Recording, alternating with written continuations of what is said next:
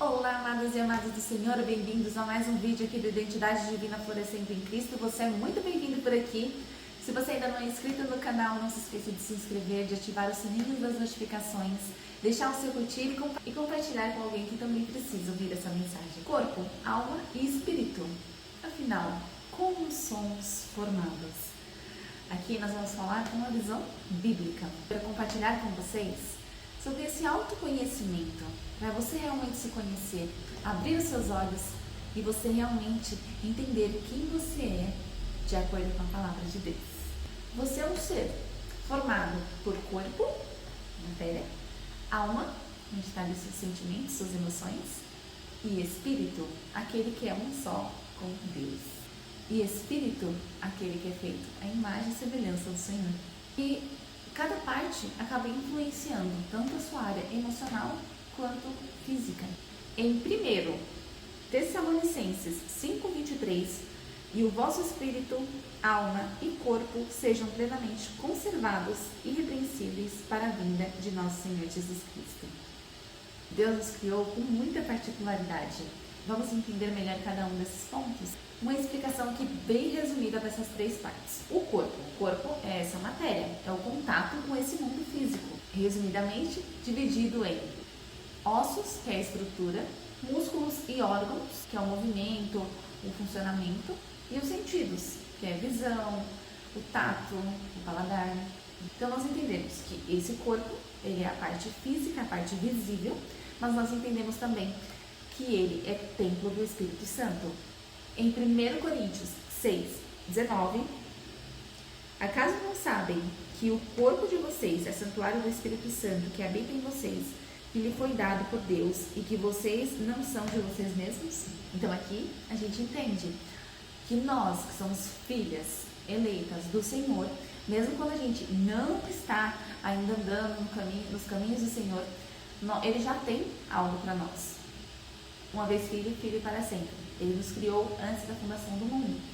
Então, Ele que nos escolhe. Mas quando nós confessamos Ele como Senhor, o único Salvador das nossas vidas, nós passamos o quê?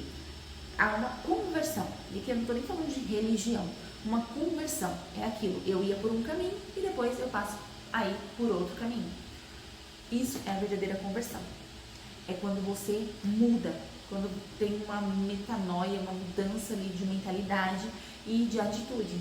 Então aquilo que você fazia, você não faz mais e você passa a viver para Cristo, com amor. Porque Ele nos amou primeiro, não porque nós somos bons, não porque nós somos perfeitos. Até porque a carne, ela não se converte. A matéria nesse mundo, ela não vai se converter. Então, assim como uma pessoa que se diz cristã e a outra que não é, o corpo, as emoções, elas são falhas. Os sentimentos, elas podem ser falhas para ambos. Qualquer um pode cair em tentação, qualquer um pode ter desejos que não são lícitos. Mas, aqui quando eu digo da conversão, o Espírito Santo, o seu Espírito, já se incomoda. Quando você muda de rumo, quando você passa a ser nova criatura, quando você é templo do Espírito Santo, você quer fazer as coisas para agradar. E não porque alguém falou que é bonito, não porque alguém falou que é para fazer tal coisa, mas porque o Espírito acaba incomodando e você acaba tendo aquele discernimento e percebendo, isso não é mais para mim, eu preciso mudar, não é mais para eu fazer isso. O Senhor quer que eu vou para outra direção, que eu faça outro caminho. Então, por isso, quando eu falo para você deixar alguns hábitos, às vezes é o Espírito Santo mesmo que incomoda, e pode não te incomodar, às vezes, nesse momento que você vai estar escutando esse vídeo, mas aqui são sementes plantadas. Pode ser que em algum momento isso possa fazer realmente um sentido para você, e você tenha essa mudança, o Espírito que realmente convence. Não sou eu, não é ninguém. É o Espírito Santo. E a palavra de Deus aqui está como bússola para nossas vidas.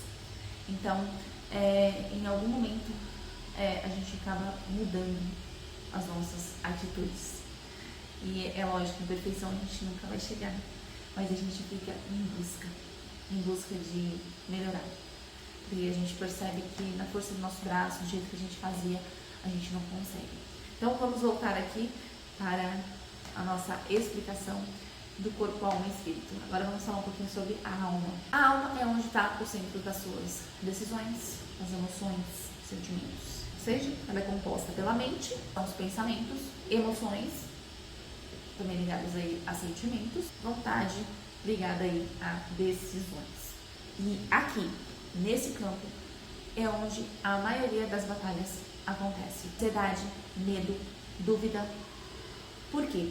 Pensa comigo. Se você foi criada, não sei qual foi o momento da sua conversão, da sua mudança ali, de mudar realmente de atitude e tal, de fé. Mas vamos pensar que você ficou 30 anos agindo de um jeito, pensando de um jeito. Não vai ser 1 ano, 2 anos que vai virar assim, essa chave. Para muitas coisas viram, porque Deus, ele é um Deus de milagres. E ele sim, ele realiza milagres.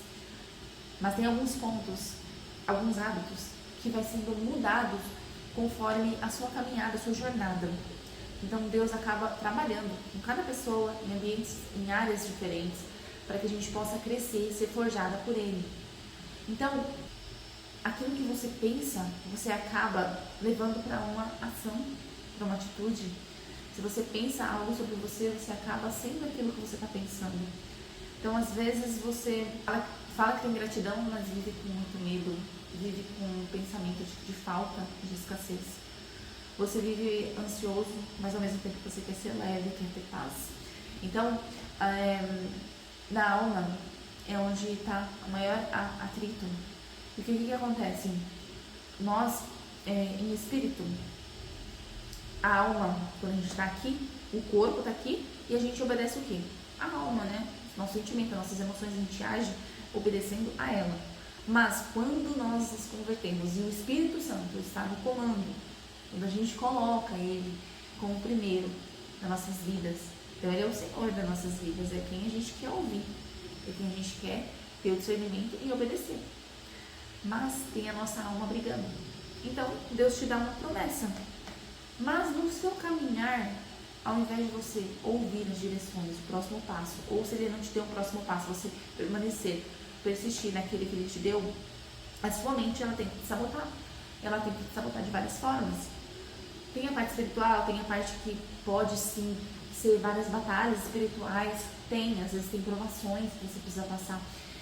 Mas você entende que tem muita coisa que é você mesmo que está criando. Então, às vezes você fica, será que eu tenho que estudar isso mesmo? Será que eu tenho que ir lá mesmo? Será que isso vai dar certo? Então, assim, se Deus te deu uma palavra, vence essa batalha, acreditando que Deus é o Deus que cumpre. Faça a sua parte, viva esse processo e crendo, confiante de que o Senhor, Ele é com você em todas as ocasiões. Agora vamos falar um pouquinho mais sobre a parte do Espírito. Então, o Espírito é a nossa conexão com Deus, dividido em consciência, que é um discernimento moral, intuição, uma percepção espiritual, e a comunhão, que é esse relacionamento com Deus.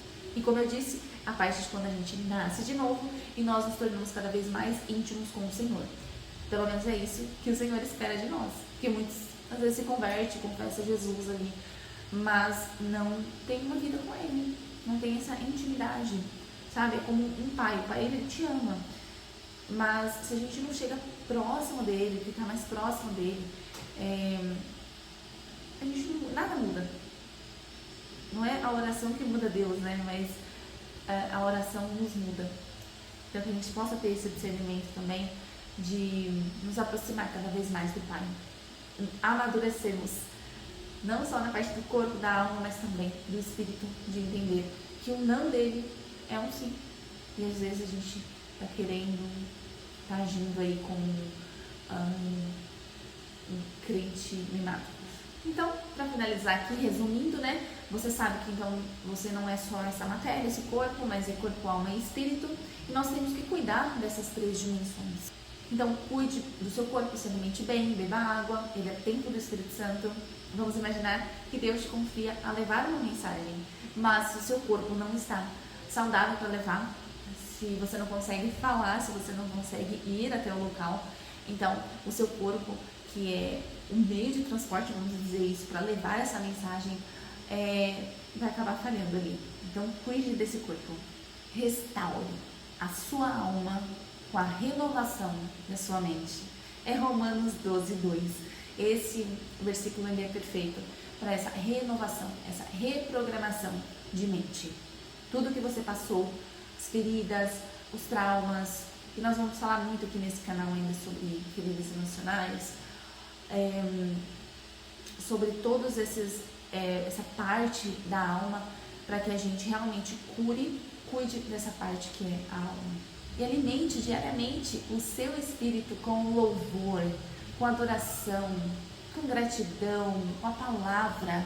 Leia a Bíblia, tenha relacionamento com o Senhor, ore todos os dias, cante e adore. Adore não é só cantar, mas adore com a sua vida.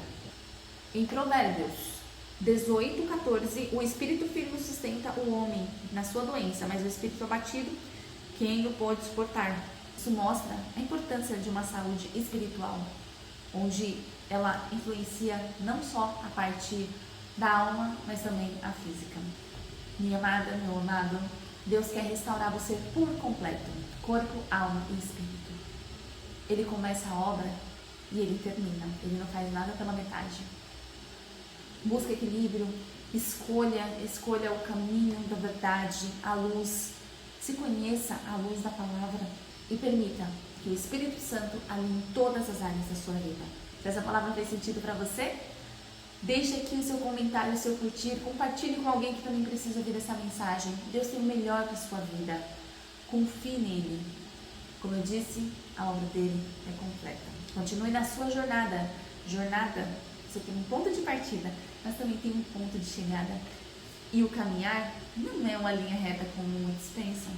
Existem às vezes algum obstáculo, e muitas vezes esses obstáculos estão aqui na mente, e você precisa se conhecer, saber quais são as 3 partes, o que eu preciso dar mais atenção. E acredite, você faz a sua parte, mas Deus, Ele está fazendo dele. Ele não deixa de fazer. Uma planta, quando a gente planta, a gente não vê a raiz enquanto ela está crescendo. Algumas demoram até anos para poder aparecer. Mas, quando ela aparece, ela cresce muito rápido, ela cresce forte. Então, você pode não estar vendo. O que Deus está fazendo não é visível aos nossos olhos. Você só precisa crer que algo maravilhoso já está para acontecer. Um grande beijo e até o próximo vídeo.